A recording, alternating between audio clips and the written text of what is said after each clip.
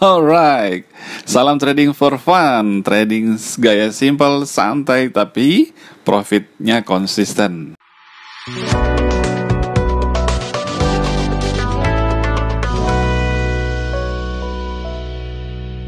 Oke ya.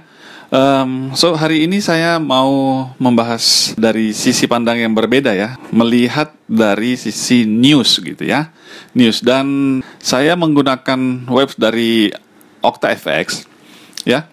Dan nanti untuk melihatnya teman-teman, nanti saya buat linknya di deskripsi, nanti teman-teman bisa lihat di situ. Kemudian untuk newsnya teman-teman bisa pantau, atau saya akan buat setiap hari ya, sekaligus kita membahas tren dan area support resisten untuk hari ini.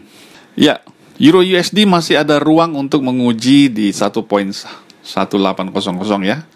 Menurut ahli strategi FX di UAB Group, Euro USD masih bisa mengunjungi level 1.1800 dalam beberapa pekan ke depan. Nah, ini saya baca secara singkat aja. Kutipan utama pandangan di 24 jam disoroti bahwa momentum ke atas telah sedikit meningkat dan sementara bias masih pada sisi atas. Terobosan resistensi utama di 1.1800 tampaknya tidak mungkin. Pandangan kami tidak salah karena euro naik ke 1.1779. Nah, 1-3 pekan ke depan narasi masih berlaku.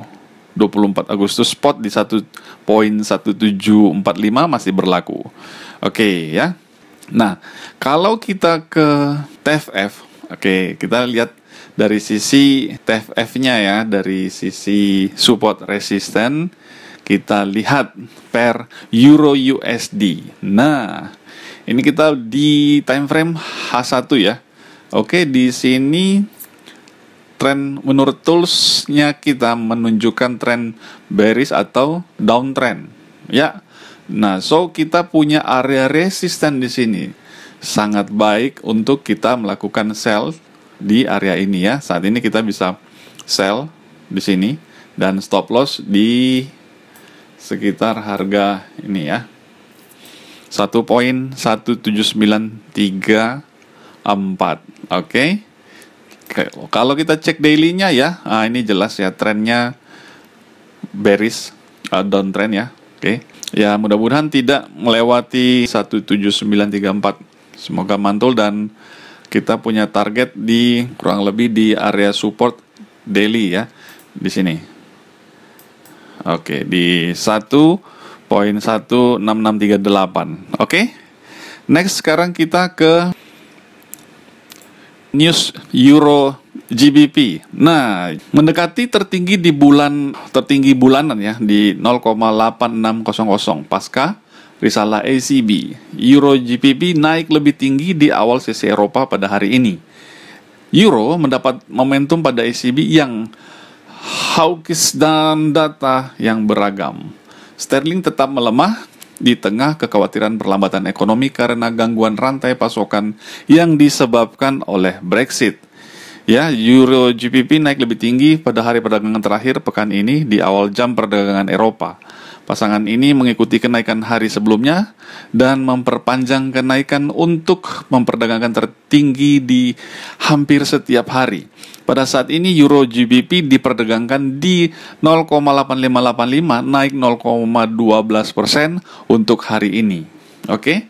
Selanjutnya nanti teman-teman bisa baca di webnya Okta ya, di bagian news. Oke, perlu dicatat bahwa SP500 futures diperdagangkan turun di 4,470 dengan penurunan 0,58%. Nah, di sisi lain, pound sterling Inggris tetap di bawah tekanan karena kekacauan Brexit terus berlanjut pada perekonomian.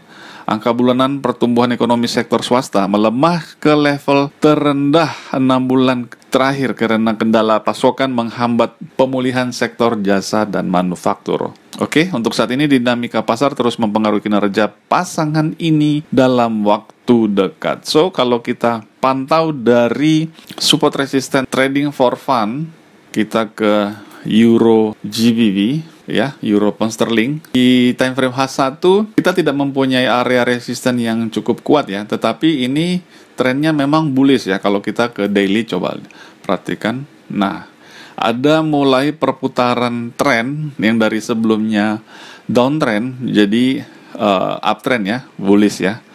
Ini kalau kita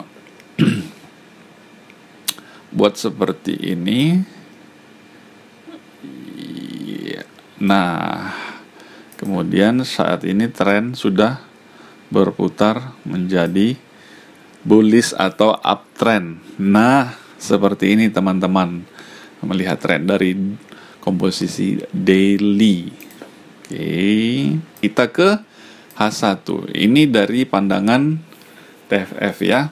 Kalau di time frame 15 kita punya area buy di sini ya.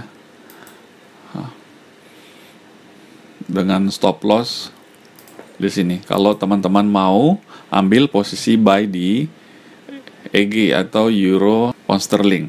Oke, teman-teman, kita next ya. Ya, ini area yang cukup cantik untuk kita ambil posisi buy ya di euro pound sterling. Baik, coba kita next. Selanjutnya kita ada euro Jepang yen mencoba untuk menyentuh tertinggi baru di sekitar 129.50 pada ECB yang hawkish. Euro Jepang yen diperdagangkan dengan kenaikan kecil pada hari ini di sesi Eropa. Kenaikan awal euro menguap karena sentimen risk off meskipun ada risalah ECB yang hawkish. Yen berhasil menjaga momentum daya tarik safe haven meskipun status ekonomi negatif. Ya. Oke, pada saat ini euro Jepang yen diperdagangkan di 129.37 naik 0,03% untuk hari ini.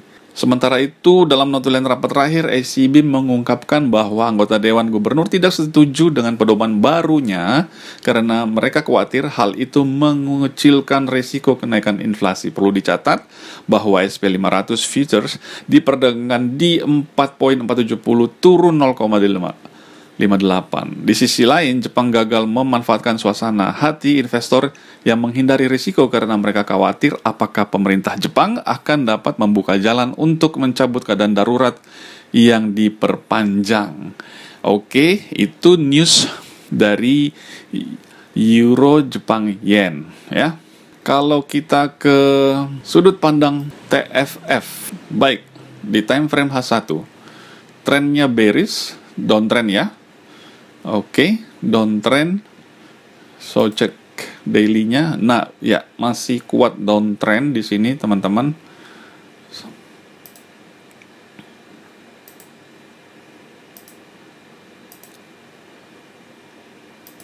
So kita mempunyai area resisten di sini untuk kita sell dan cukup menarik areanya. Selanjutnya kita next ke analisis harga USD Kanada dolar. Pembeli menyerang di SMA 50. So ini menurut pakar dari analisa di OktaFX ya. Jadi dalam perjalanan ke 1.2700 USD Kanada mundur dari puncak intraday sedikit lebih tinggi di akhir-akhir ini. Jadi menurut Fibonacci retracement 50% bergabung dengan SMA 50 akan membatasi kenaikan katanya.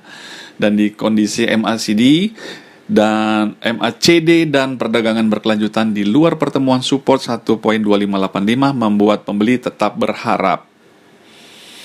Ya, pembeli berharap mengambil nafas sekitar 1.2685 selama awal Jumat.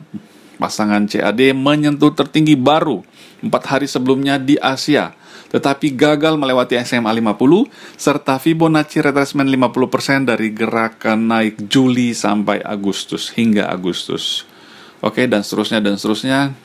Jika harga USD Kanada tetap kuat di atas 12820 tertinggi di bulanan 1.12950 dan 13000 akan menjadi fokus. Sebaliknya, penurunan di bawah pertemuan support 1285 tidak akan ragu untuk menantang posisi terendah 11 Agustus di dekat 1.2490